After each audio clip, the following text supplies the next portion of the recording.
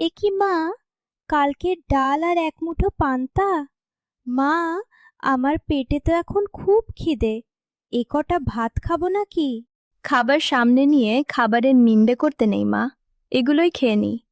তোর বাবা তো একটা দোকান দিয়েছে, দেখবি একসময় আমাদের সমস্ত দুঃখ কষ্ট কেটে যাবে। ভালো লাগে না, রোজ রোজ হয় দুবেলা পান্তা খাও, না হয় কচু খাও।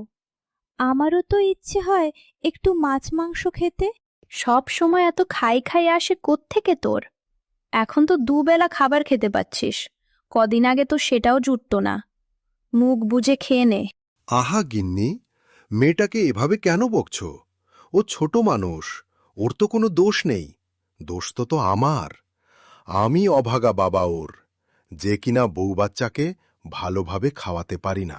বাবা, তুমি দুঃখ করো না, আমি আর কখনো খাবারের জন্য বায়না করব না। যখন যেটা খেতে দিবে আমি সেটাই খাবো। বউ, তুমি কটা মুখে দাও? এভাবে সামনে বসে আছো কেন? আমার পেটে খিদে নেই, তুমি তো জানো সকালে একটু পানি খেলে আমার পেট ভরে যায়। হ্যাঁ, সেটা তো খুব ভালো করেই জানি।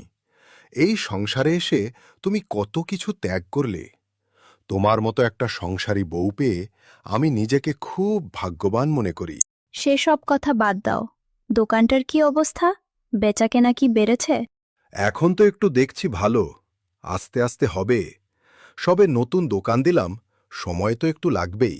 আমাদের সমস্ত পুঁজি ওই দোকানে বসানো। জানি না সৃষ্টিকর্তা কপালে কি লিখে রেখেছেন। তবে যাই হোক, আমাদের সাথে মন্দ যেন না হয়। কিছু বুঝলে? বুঝলাম তো। কি বুঝলে? এটাই যে এবার এরা আমাদের থেকে ধনী হয়ে যাবে। যে করেই হোক, এদের আমাদের থেকে ধনী হতে দেওয়া চলবে না। এবার বাড়ি চলো। আর কত হাঁটবে? এত হাঁটলে তো পায়ে ব্যথা হয়ে যাবে। শেষে আমারই পা টিপে দিতে হবে। তোমার ওই মোটা মাথায় তো আর ভালো বুদ্ধি বের হবে না। ভাবতে দাও কি করে ওই দোকানটা দূর করা যায়। মাত্র তো দোকানটা শুরু করলো, কিছুদিন চালাক, তারপর না হয়। চুপ করবে তুমি, গাধা একটা। ওরা একেবারে ধনী হয়ে গেলে তখন ভেবো। শোনো, আজ রাতে সবাই যখন ঘুমিয়ে যাবে তখন ওই দোকানে আমরা আগুন ধরিয়ে দেব। এত রাতে তুমি হাটে যাবে নাকি?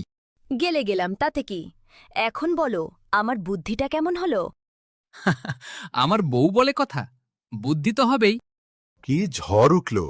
তাড়াতাড়ি দোকানটা বন্ধ করতে হবে, না হলে মালামালগুলো সব নষ্ট হয়ে যাবে। এমন অবস্থায় বাড়িতে ফিরতে পারবো না। আজ না হয় দোকানের ভেতরেই থেকে যাব।